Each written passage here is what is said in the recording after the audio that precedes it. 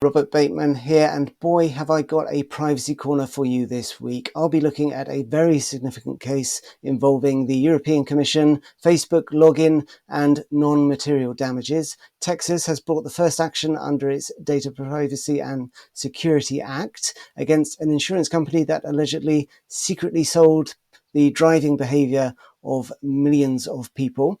And the CJEU says controllers cannot ask you if you're a monsieur or a madame for the purposes of personalizing communications under the legal basis of contract.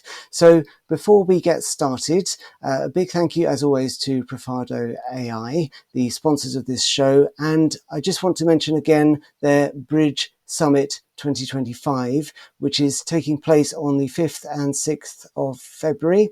I'll be involved in two panels, one about ad tech privacy risks and one on the regulatory landscape of the US and the EU. So I hope to see you there. I'll put a registration link in the comments. So first up, this general court case, a very smart piece of litigation by Thomas Bindel, who runs a company specializing in data protection class action cases. It was supported by Spirit Legal, a very talented group of data protection lawyers. And there are three things to remember before we get into this. One, this case is against the European Commission, which is not bound by the GDPR, but Regulation 2018-1725, which regulates data protection among the EU institutions. That said, there are still GDPR implications here. The law is essentially very similar for our purposes.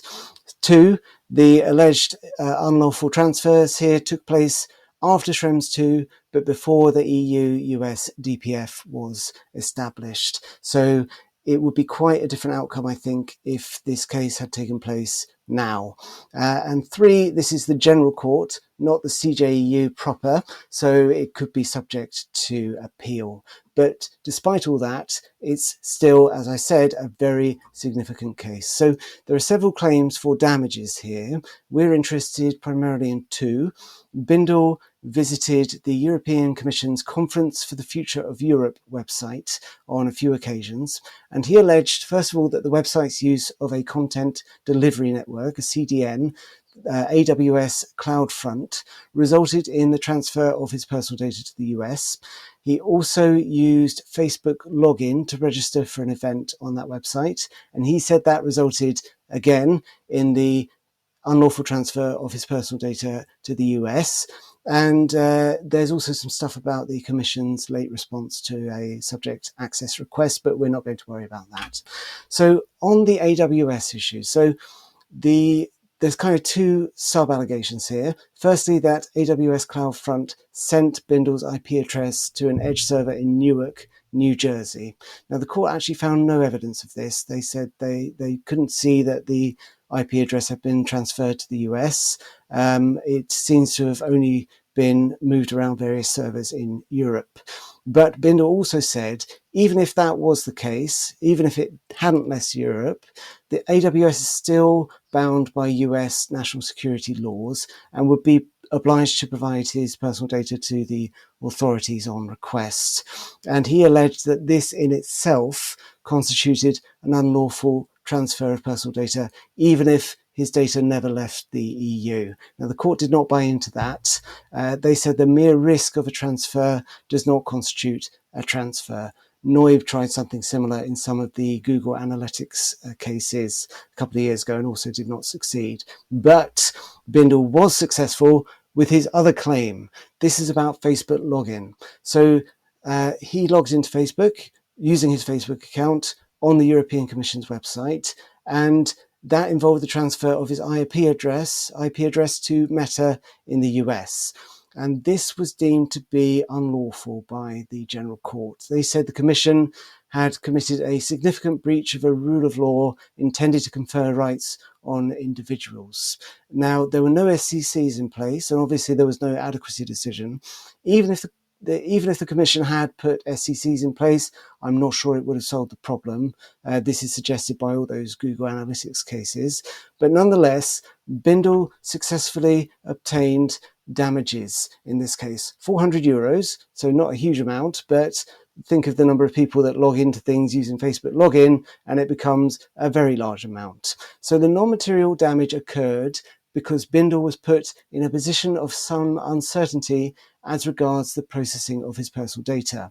And this data transfer caused him non-material damage consisting in a loss of control of his data and in being deprived of his rights and freedoms. So we had a similar case in the UK a few years ago, Lloyd and Google, and that claim failed because the UK court said that loss of control of personal data is not non-material damage in itself.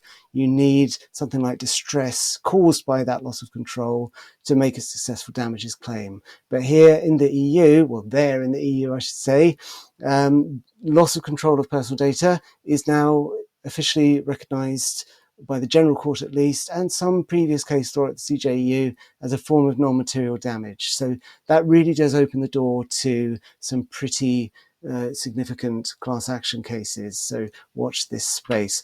Second up, Texas, has started enforcing its Data Privacy and Security Act. This is one of the stricter of the comprehensive laws that have come up in the US. I think there's over 20 now. And it's the second one to be enforced after California. So a very interesting case. If it succeeds, then the Attorney General will have stopped some really quite risky and arguably harmful processing. So let's get into it. It's against Allstate, an insurance company, and various subsidiaries trading under Arity. Allstate amassed the world's largest driving behavior database, derived from trillions of miles of consumers' driving behavior. These are their words, not mine. And the AG alleges that Allstate sold this data to other insurance companies without giving proper notice or obtaining consent under the TDPSA. They also said, along with that comprehensive privacy law, Allstate violated the Texas data broker law and the Texas insurance code. So there are two ways that Allstate got the data that it put into this database. Firstly, they have a software development kit, an SDK, and they paid developers to integrate that SDK into their mobile apps. So it was sitting on millions of people's devices, quietly collecting data from their GPS, accelerometer, gyroscope, and magnetometer. And this revealed information about people's journeys and their driving habits. So the second way they filled this database with driver behavior data was by buying it from car manufacturers. So the case lists Toyota, Lexus, Mazda, Chrysler, and some others. And that supplemented the data they collected from their SDK, could be purchased from the database too.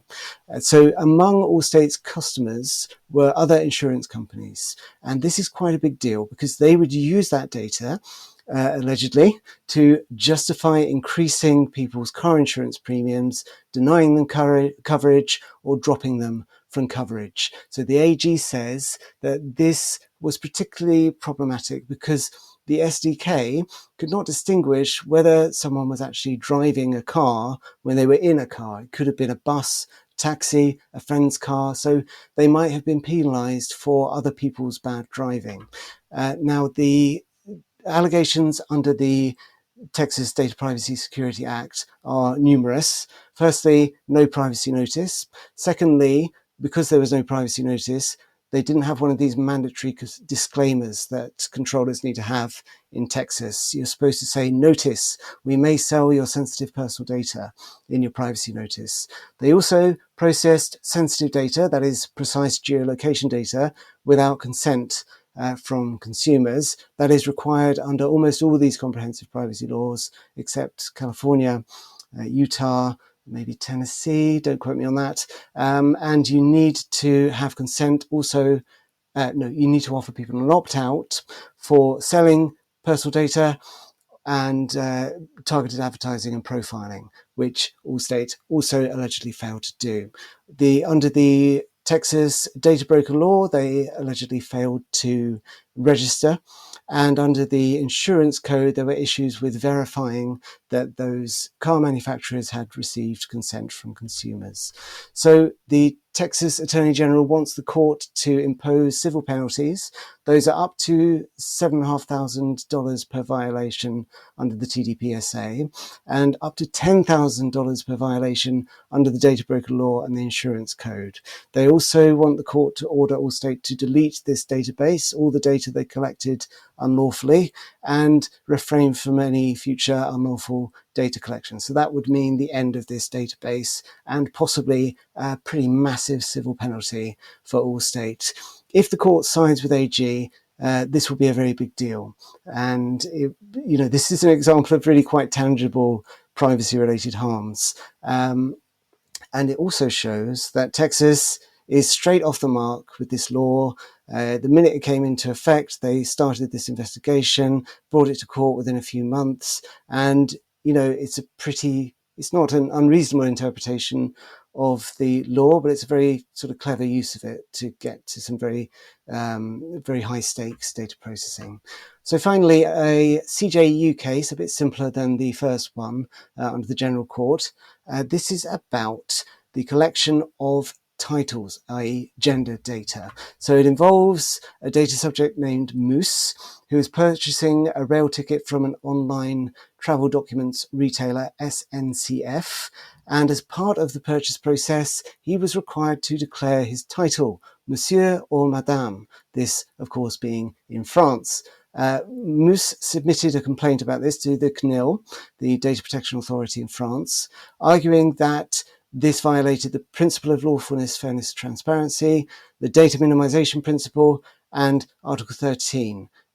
So no legal basis, he said, and they couldn't tell him the purposes because the purposes were invalid. Data minimization, it was unnecessary to collect, according to the claimant. Now, surprisingly to me, the CNIL dismissed Moose's complaint and found that this collection of data was necessary. So the retailer wanted it in order to personalize communications. So they would open an email with bonjour, monsieur or madame, instead of simply bonjour. And that was allowed under the legal basis of contract, according to the CNIL. And they also said that, well, if not contract, then they probably have a legitimate interest in it, and people can raise a right to object in that case. So the case went to court, and the CJEU sided with Moose. They disagreed with the CNIL that contract was suitable for this because the data was not indispensable for the performance of the contract. You don't have to personalize communications with the data subject in order to sell them a rail ticket. You can just use a generic opener instead. They also had a look at legitimate interest, and they didn't rule it out. But as usual, the CJEU basically closed it off. So thanks so much for your time and attention. That's all from me this week. Check out Bridge 2025, a technical privacy summit. Hope to see you there, and I'll see you in the next edition of the Privacy Corner.